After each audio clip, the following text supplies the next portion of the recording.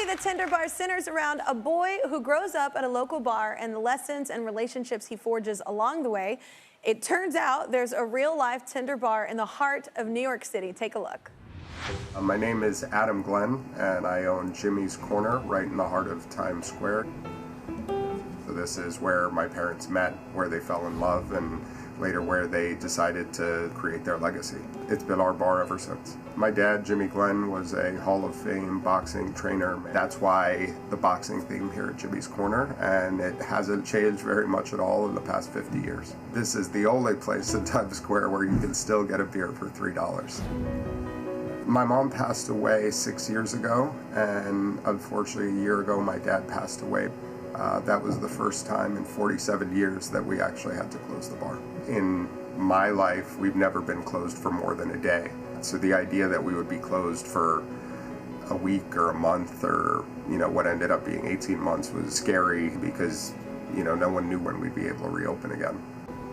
This bar is such an important part of the person that I am. I learned more here than in any of my jobs. So after my dad passed, I decided to reopen the bar myself. Our community of customers have been amazing. Slowly but surely, every week it's been getting better. This bar is my home. It's where my family started. It's where my parents met. Knowing that I could honor them and do what they would have wanted me to do just made me feel amazingly proud.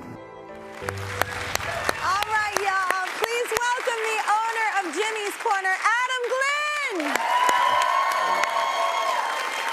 So your parents, they own the bar. Can you tell us a little about them and how that came about? Yeah, so my dad was a Hall of Fame boxing trainer, manager, cut man. My mom was actually an immigrant from Poland who came to the States in 1968.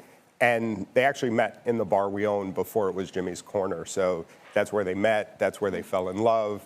The rest is history. We've had it for, it should be 50 years this year, 2022. Wow. So, I feel like that's where my family started, and they just created a place that really they put their imprint on. It's, some people call us a dive bar. I like to say we're a neighborhood bar without a neighborhood.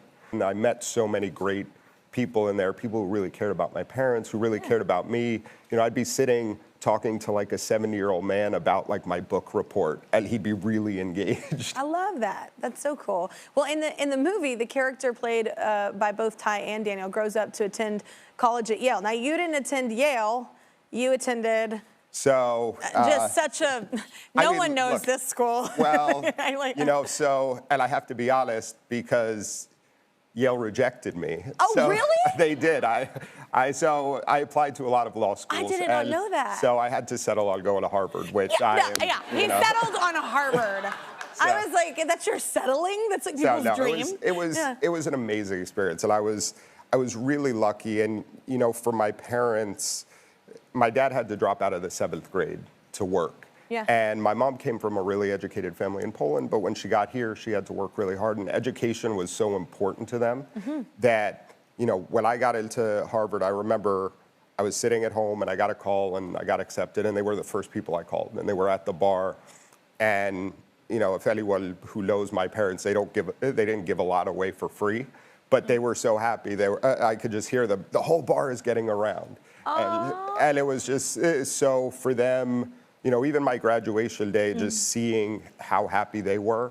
Because, for my dad, he didn't get a lot of education, and he grew up at a time where, as a black person, going to Harvard wasn't... Yeah, he didn't grow up with the opportunity that you had. Likely to happen. And so, in one generation, to see your kids, and all my brothers and sisters, they all went to college. They all, and, that was always something that my dad was super proud of, that he was able to put us all through school and that we were all educated. And I think having that Harvard name was like a cherry on top for him. No, that's an amazing thing for your parents to be so proud of and to just become, and this is what I've found, eventually you left your legal career, which I think is funny. You became a lawyer, you left your career, and tell everybody why.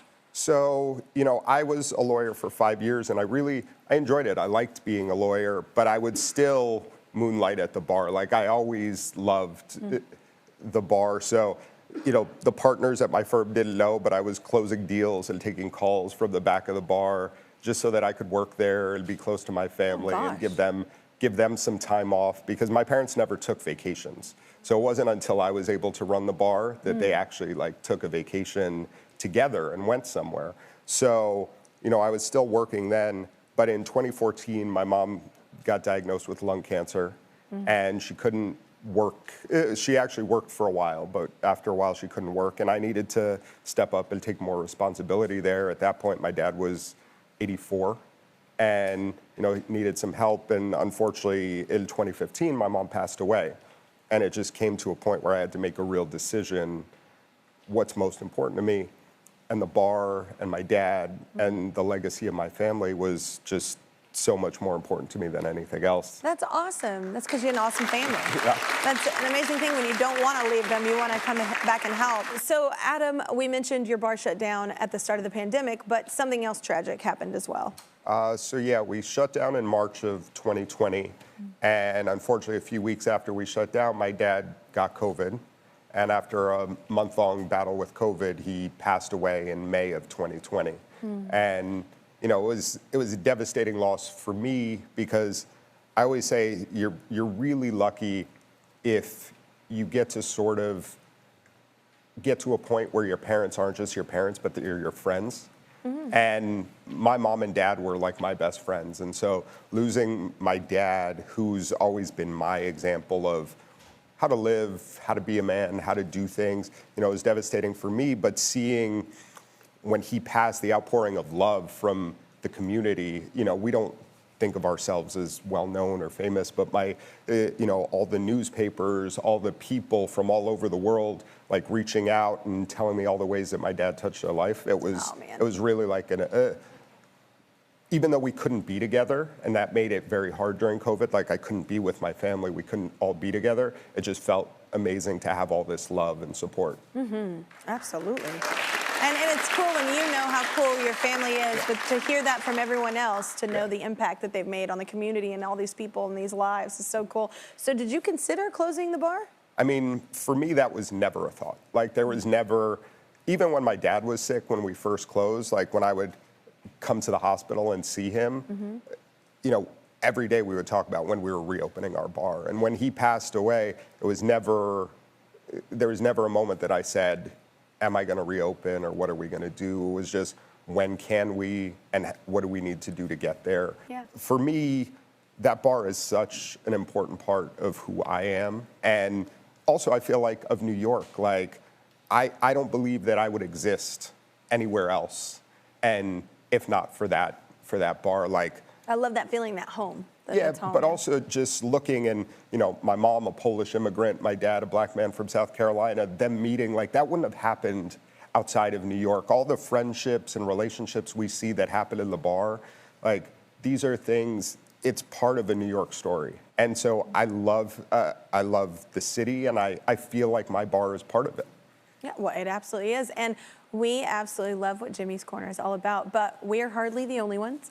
In fact, we reached out to the guy with the top job in the Big Apple, Mayor Bill de Blasio himself, and he sent us something for you, so check this out. So this is a proclamation from the city of New York that reads, in part, whereas our city is a renowned center of opportunity and its dynamism has long attracted extraordinary people of all backgrounds, a standout among them was the late Jimmy Glenn.